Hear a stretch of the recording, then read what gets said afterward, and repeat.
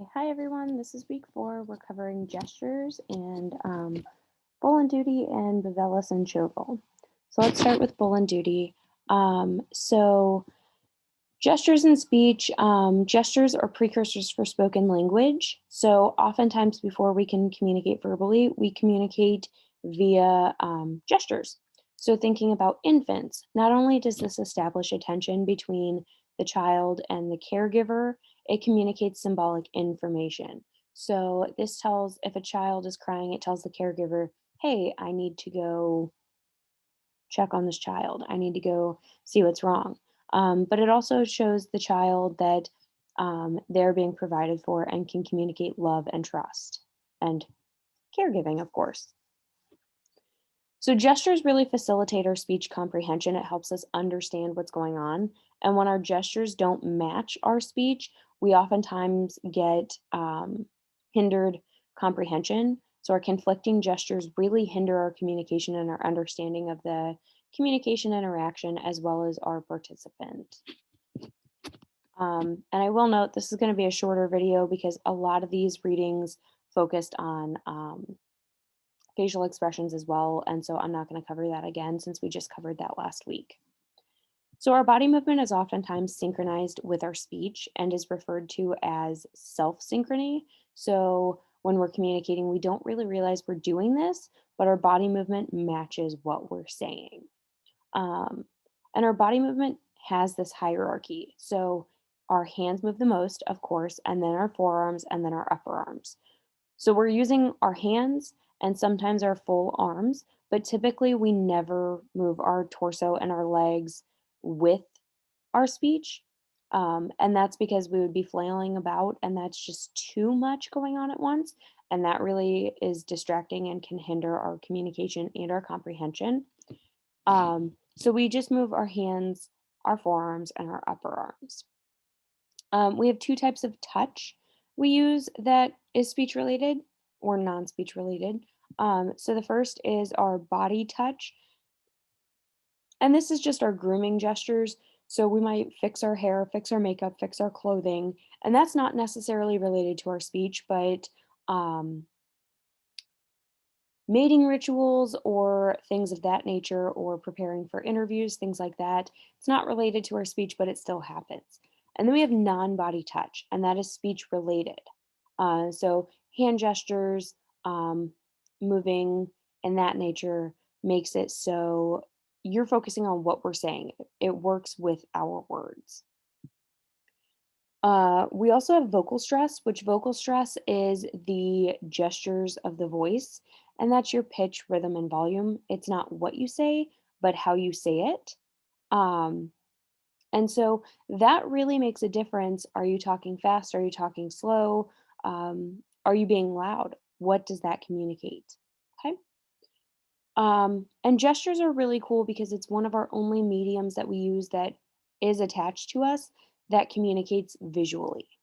Okay. So when we talk about communicating visually, we focus on emblems, and these are speech independent. So they don't rely on the verbal word being spoken in order to, they don't rely on the verbal word in order to understand what's going on and what's being said. So if I say, do you understand this? And that tells me, yes, I understand. No, I don't understand, without actually telling me. We have illustrative gestures, and these are just providing comprehensive mental pictures of communication. So, telling a story about catching a fish, and you're like, oh, it was this big, making it a huge fish or whatever. We don't really need that illustrative gesture, but it does create this mental picture for us for how big that fish actually was. We also have regulators, and these are used simply to control the flow of the conversation. So, if you're talking to your mom, you're like, Mom, I need this, I need to do this, I want to do this, whatever, and she's on the phone, she might be like this. That communicates, give me a minute, I'm busy, and I'll talk to you when I'm done here, right? So, that's a regulator. Or when a parent gives you the look, that is a gesture with your face, but it tells you to stop doing what you're doing. Okay. So that's the end of the bull and duty that I want to cover. Next is the Bavelis and Choval. And really, this is just a reiteration of what bull and duty had said. So I have 2 points that I want to make. And first is the symbolic meaning. So our gestures have meaning.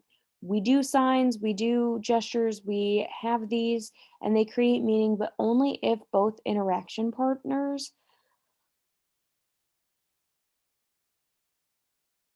understand the meaning of that gesture. So, an example I like to use in my nonverbal class that I teach for undergrads is this symbol, right? It could mean bye, it could mean to, it could mean, we always mean be quiet when we did it up in the air, when on a bus, when crossing the train tracks, right?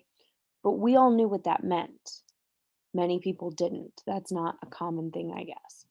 So George Bush went to Australia and was giving a speech and did this symbol, V for victory, but that's not what it means in Australia. It's basically the equivalent of the middle finger, which here in America, we know the middle finger as a big FU. Um, it's a negative. In other countries, it doesn't mean the same, right? So George Bush offended a lot of people by doing that. And so symbolic meanings are only true if all the interactant all the interactants know what it means. Otherwise, you're just doing a symbol and people are like, okay, right? And then finally, gestures are integrated with our verbal speech. They're not redundant of it. So unless your gestures are very distracting, they add context cues to help you understand what you're saying and what it actually means. They're not redundant of it, and people aren't like, okay, I don't need the gestures. I understand what you're saying. They just add to it. So those are really all I want you to know for those readings from for this week. Please do still do the readings, of course. But yeah, best of luck with the readings this week. Make sure you complete your discussion posts and have a great week. All right, bye.